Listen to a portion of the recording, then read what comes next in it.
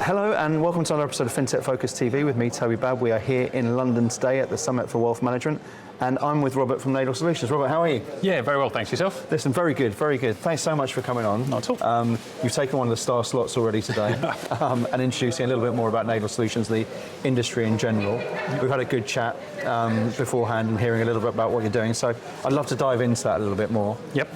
Start off with telling me a little bit about yourself and Knadel. Yeah, will do. So my name's Robert, as you say. I'm the practice head at Knadel Solutions. So Knadel is a firm that has got both a consulting and a technology arm, and what we're focused on is really working in the wealth management and the asset management industry and helping organisations make the most of their supplier relationships. So we've obviously seen increasing use of third parties, right through from kind of software suppliers through to full business process outsourcing. But what we don't always see is organisations really kind of optimising that use of the suppliers. So they invest heavily in them.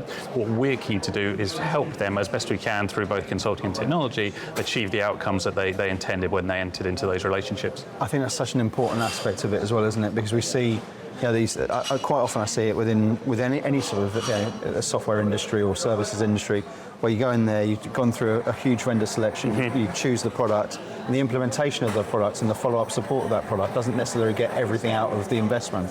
No, and that's the fear for me, is that you set out with a business case of certain objectives, but by the time you've spent a significant amount on the selection and the implementation, actually at the point you go live, you can sometimes see senior managers of organisations move on to the next shiny thing. Yeah. And actually, to get the return on that investment, you really need to then, that's the beginning of the journey, not the end of it. Yeah, so absolutely. you need to collaborate with these suppliers, make them partners, and ensure that you are enabling that growth or reducing that cost or whatever was the original business case. And knowing the right suppliers to do that as well, because there is obviously a lot of suppliers out there, and there's a lot of quite incentivized, shall we say, sales teams who are quite often overpromise in what they're doing. And actually, one of the great complaints in this space has always been the implementation of the products afterwards and the support afterwards. And I think actually the benefit of companies like you who are able to do that is to know the stories of everyone beforehand and be able to say, right, which are the companies there that will provide that, and actually help the suppliers themselves as to how they implement that afterwards. 100%. I think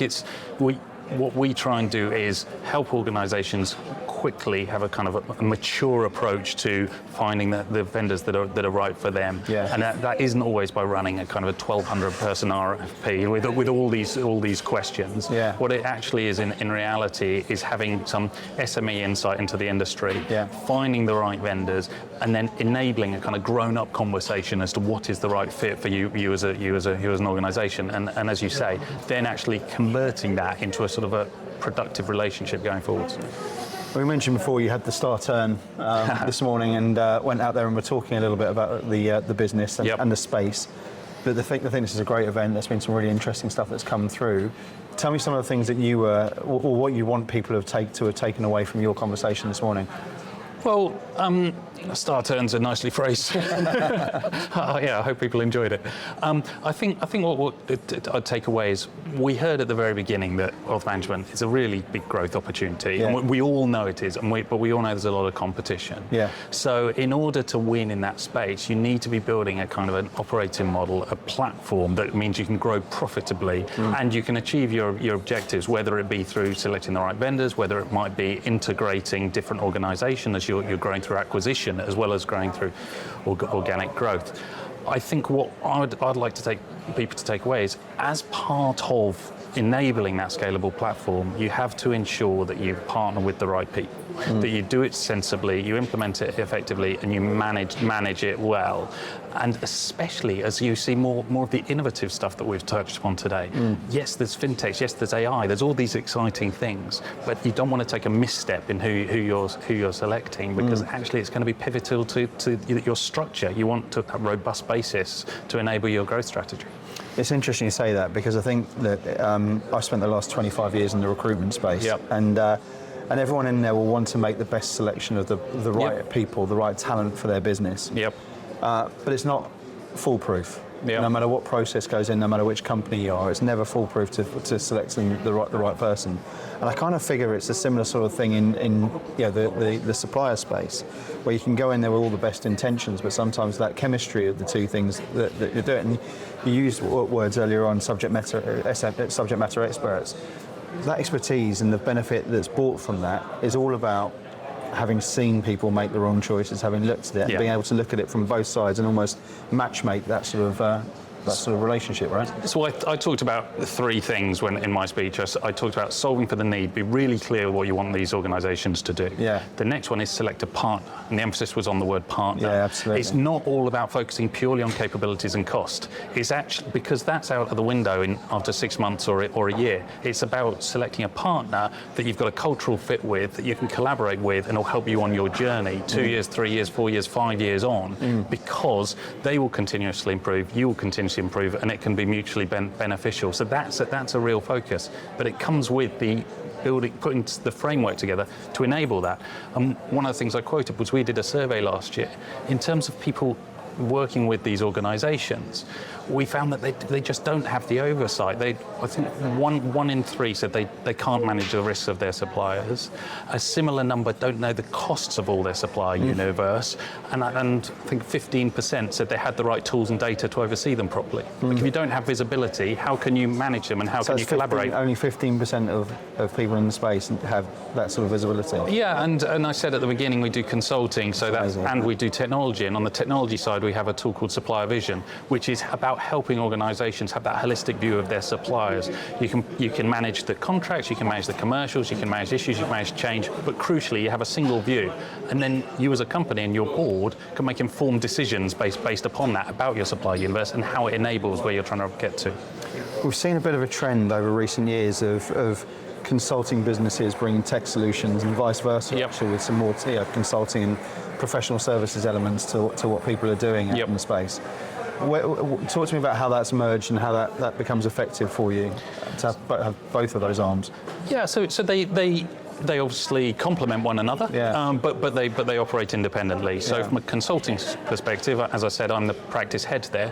What we tend to work with is helping organisations right through from designing target operating models to the selections, the implementation, and then the ongoing management, setting up the right structures, the right environment to make sure that those providers operate as effectively as can be.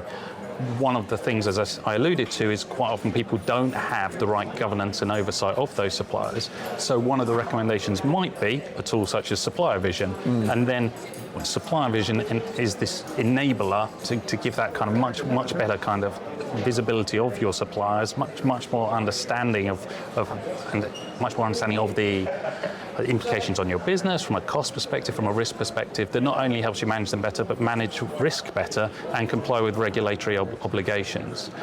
And then coming full circle, because of Supplier Vision, it increases that SME insight. We see how people are doing it, and you can bring that back around to the consulting side to ensure you're giving the best advice to your clients. Well, we've seen a very interesting sort of last couple of years in particular for the whole consulting world, full stop. Yep. And a hell of a lot of volatility across macroeconomics, across technology advances. It has been something which has been relentless for probably 36 months in terms of change and such like, which probably thrusts you even more into the spotlight of how you can help and assist with that sort of thing. Tell me some of the trends that you've been seeing and where you see it going over the course of the next. Yeah, the volatility is really significant, but and that puts pressure on the margins. It puts pressure on the regulatory. It puts on the basics. Are we getting the basics right? So are we creating a robust platform that is compliant? So yes, we have to adhere to operational resilience. From a consulting perspective, we can give advice around the best way to structure your governance, the best way to put contingency plans in place, and how that can give you the comfort that you need, be it for FCA regulations in this country, be it through DORA more widely. But we're also seeing more questions being asked of supplier management teams in organisations to say, we're spending all this money, back to the previous point, they might not know exactly how much money that is, but they're sure they're spending a significant amount of money. How is that helping us achieve scale? Yeah. And so, again, getting the advice to providing benchmarking, providing insights into the market and the options out there, so that they can ensure that when they grow, as and when they grow, they're creating those jaws, creating those margins, and they've got the best in the market in terms of the fees that they're paying and the service that they're receiving. So volatility, from my perspective, means people ask more questions.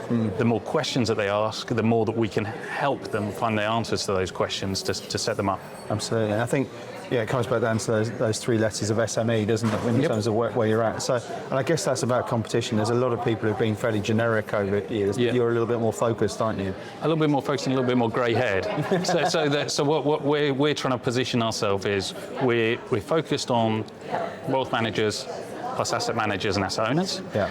And we are focused on really pivoting around that supplier space through from operating model design to the subsequent selection, implementation and management. You can then be quite precise around it. And what we're not is a large organisation that's trying to land and expand in the old consulting model. We're about people that have been there and done it over 20 plus years, kind of got the scars and can give that SME advice, act as a trusted advisor to our clients. And that's where we really see we fit in. So we're not necessarily competing to try and land a lot of sort of business analyst grads. We're trying to be that trusted advisor to our clients. I think when you look at this space, asset management, wealth management, for a long time it's sort of been, probably for want of a better expression, a little bit sleepy in the technology adoption that is seen at various different stages. And I go back to that, again, this is going back maybe 10, 15 years, where I was asked by a asset manager who's bringing a whole bunch, a CTO of a fairly large hedge fund, it actually was, sorry, and he was saying, look, can you look at buy-side tech and bring me some really exciting businesses for a sort of beauty parade that they were doing of buy-side tech businesses. And at that sort of stage, it was really difficult to find people who were doing anything exciting within it 10, 15 years ago. Now we've seen a sort of explosion of tech in the space, which might not necessarily be the most mature businesses within it. Yeah. We've got a lot of excitement, a lot of people bringing new solutions, the advance of AI, as we've spoken about beforehand, bringing it up. How do you guys, what does good look like in a vendor for you in the space? It's quite interesting because it's almost like we have a bit of a sort of a barbell, and we have the kind of the more traditional suppliers providing the core offerings, your enterprise end-to-end solutions, or your core banking, or your sort of portfolio management solutions, your order management, getting the basics. And then at the other end of the scale, you've got the kind of the more aggressive and more innovative AI space that's coming in. Both require kind of careful management and selection.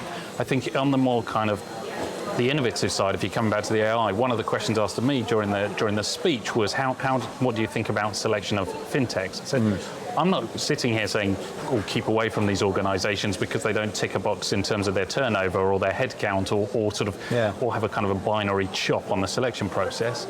But you do have to make sure that you go in with your eyes open. So coming back to that point, do they solve the need you're looking for? Are they a cultural fit? Will they set you up for the growth that you're trying to achieve and the service you want to provide to your current clients, but also your target clients? Then when you've got that, FinTechs can potentially come with a bit more risk. So do you understand the funding of the organisation? Have you done your due diligence around that? When you're negotiating the contracts, have you got the right protections in place around that? Because there is inherently more risk. And over above that, you still need your contingency plans in place. You still need the what-if scenario. What is the alternative? What's my alternative, both on a short-term outage to a long unplanned exit of those suppliers? So absolutely, embrace the opportunities, embrace the kind of the sexier end of the market, but do so in a protected way. I imagine interoperability's got to have a big play within that at the same sort of stage, isn't it? Because it kind of feels like there's in this digital sort of place where we're looking to have something there that works together, and you can have a sort of off-the-shelf solution, almost like a Frankenstein's monster in a positive way, to bring things together. And I guess again, it's like what works with what and how does it work through? Because when you were talking there, a lot of things were just running through my head, but one of them is procurement, which has been a sort of a noose around the neck of, actually both sides of it. People who want to innovate and bring in new technology on one side, for reasons you've just rightly highlighted, you can't just bring in any sort of tech and hope for the best of it. There's risk and regulation, conservative industry. The other side of it then is actually the funding and runways of people to actually get, sometimes through 18 months of survival as a startup, to then get the people on board. So I guess the ability to help smooth that process must be something that's beneficial on both sides for you. Yeah, and it's about bringing together the different people in an organisation that have a vested interest in this, the different stakeholders. So you've got procurement, who, yes, they'll be looking at the commercials, they'll be looking at trying to, and they'll be working in conjunction with the risk to make sure that they're not taking on undue risk. You've then got the actual operations teams or the front office teams that want the performance from these suppliers and the capabilities they can provide. So they're focused on the outcomes. And then you've got people that sit in more of a sort of a supplier management focus that are making sure that overall picture works. It all comes together. Ultimately, everything's got three legs to that stool. You're looking at, are we managing the risk? Are we delivering the performance? And are we dealing with the commercials in the right way? What we need to do is ensure that all those people have a voice and that they've all got their needs met through how you manage those suppliers. Outstanding. So Robert, if people want to come out and find out a little bit more about this and resonating with some of the things you've spoken about today, what's the best way for them to get in touch with? So they can contact me, Robert Hupe, that's H-U-P-E on LinkedIn. They can go to knadelsolutions.com on our website, or they can I can share my contact details after if that would be helpful. Sure, we're putting it on there when we tag you in as well. So Robert, absolute pleasure. Thank you so much for coming on the show. Not at all. Thanks for having me. And thank you all for watching. We'll see you on the next episode of FinTech Focus TV. Thanks a lot.